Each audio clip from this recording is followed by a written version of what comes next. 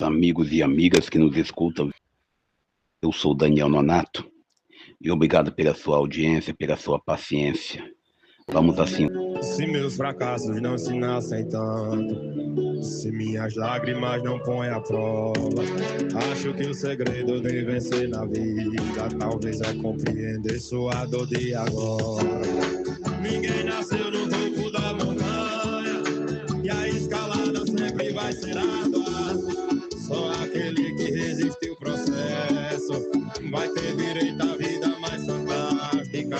O melhor peixe é o que você pesca, a melhor caça é a que você caça.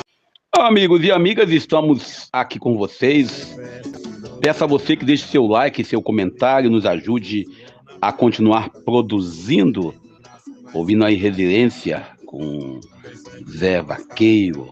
Lembrando a todos e a todas que a gente vai ler o Evangelho de hoje, Marcos capítulo 6, versículo 1 ao 6. Ontem eu comentei sobre a eleição do Senado e da Câmara. Alguém já me falou que temos que pensar na anistia. Bom, gente, eu ainda digo que quem é inocente pede justiça. Mas eu vou entrar num assunto interessante aqui hoje, porque é um assunto mundial. O Donald, né, o amigo do Pateta, ele assumiu a presidência norte-americana e estadunidense, dizendo que ele não precisa de ninguém. Eu quero entender quem não precisa de ninguém. Todos nós precisamos uns dos outros, né? Você precisa do motorista de ônibus, do motorista de táxi, do gari, da faxineira, da lavadeira. Isso numa comparação assim mais prática.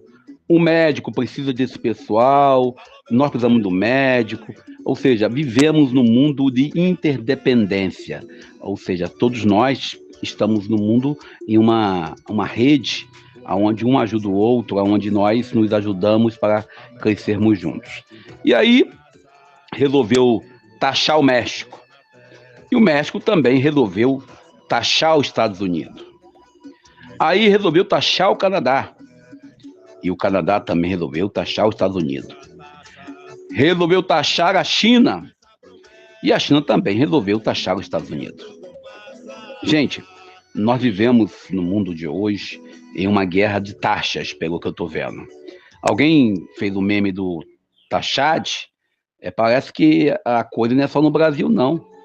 A taxa que ele está colocando lá de 25% em cima dos produtos que vêm da China, em cima de produtos que vêm do Canadá, em produtos que vêm do México, e aí se coloca um limite, né, e foi disseminado em um mês para resolver esse impasse, e você percebe claramente no final quem sai perdendo é o povo, porque vai ter escassez, de acordo com os especialistas, porque o México exporta para os Estados Unidos a maior parte de frutas, ou seja, as frutas mexicanas vão ser consumidas pelos norte-americanos e estadunidenses. E aí, o México não vendendo, vai ter prejuízo, no final da ponta quem vai sofrer é o povo, mas também a escassez norte-americana vai gerar um negócio chamado infração. Mas parece que o Donald não está nem aí. Ele está a fim de provar que ele tem razão, dizendo, não, eu que mando.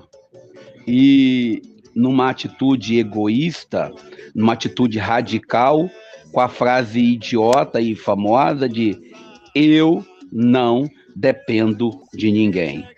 Bom, eu acho que ele tem que olhar melhor para o mundo de hoje. Por diante da realidade que nós vivemos, cada vez mais nós somos interdependentes. Ou seja, a gente no Brasil, com a nossa Amazônia, geramos um pouco do ar, né, o oxigênio do mundo. Ou seja, o mundo depende da Amazônia para gerar, embora sabemos que os plantos no mar, onde gera a maioria do oxigênio, a gente tem que olhar que nós, brasileiros, dependemos de produtos que vêm de fora, de vários países, e por aí fora vai. Mas ele não, diz que ele tem tudo lá e que o povo que se lasque. Pare para pensar. Nós precisamos uns dos outros, querendo ou não. Lembre-se quando os governos permitem a greve dos garis, como é que fica a cidade, né? Aí você vai ver o trabalho mais para o médico, trabalha mais para o pessoal da segurança pública, para o bombeiro e etc e tal, porque vai gerar uma série de doenças e também pessoas que querem queimar o lixo gera incêndio e aí gera confusão, que dá trabalho. Ou seja, resumindo, todo mundo sai lascado quando você acha que não precisa do gari, por exemplo. Mas vamos nós para o Evangelho do dia. Bem, Jesus continua a sua caminhada e hoje, depois de ontem, que ele teve lá, né? Ontem nós lemos o Evangelho de Marcos, capítulo 5, 21 a 43. Após ele ter ido à casa de Jairo, ele volta para a sua residência, a sua área onde ele morava, volta lá para a sua cidade de origem, seu bairro, na sua terra. Ele vai à sinagoga, e na sinagoga, novamente, né, Jesus começa o seu ministério em Marcos numa sinagoga, e ele aqui no capítulo 6, né, estamos no capítulo 6 de São Marcos, ele está na sinagoga. E na sinagoga, ele é reconhecido pela comunidade, pelos seus conhecidos. Todos viram Jesus criança, todos viram Jesus com seu cão. Por isso, a palavra irmãos aparece aqui.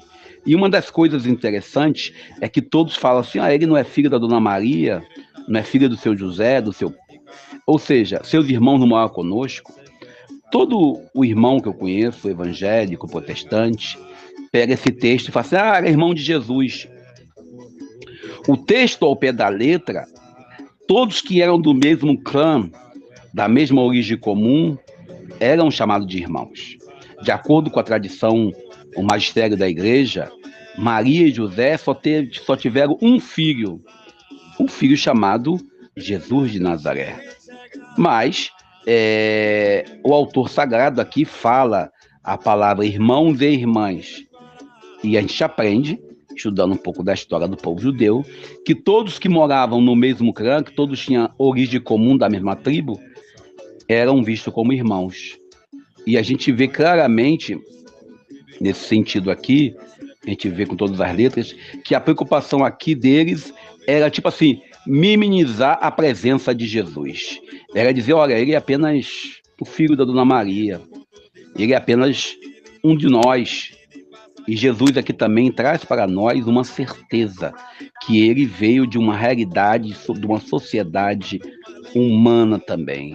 E Jesus traz para nós aqui a máxima que a gente tem que tentar entender. Um profeta só não é estimado em sua própria pátria, entre seus parentes familiares. E, às vezes, acontece isso até hoje em nossas comunidades.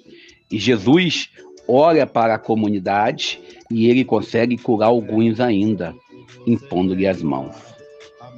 E você vê claramente que, às vezes, nós não acreditamos naqueles que estão em nossas casas, em nossas famílias, aqueles que caminham conosco em nosso dia a dia. Nós, às vezes, não damos nada pelo o nosso vizinho, pelos nossos parentes, direto e indireto, como a gente aprendia lá no hospital que eu trabalhava, né?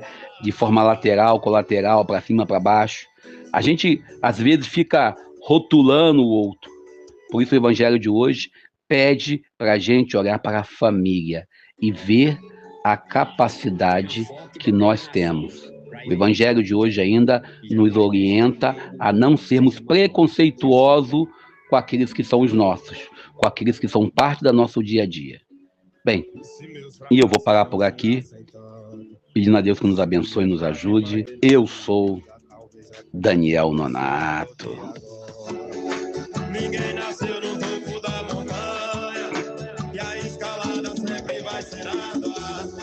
Só aquele que resiste o processo vai ter direito à vida mais fantástica.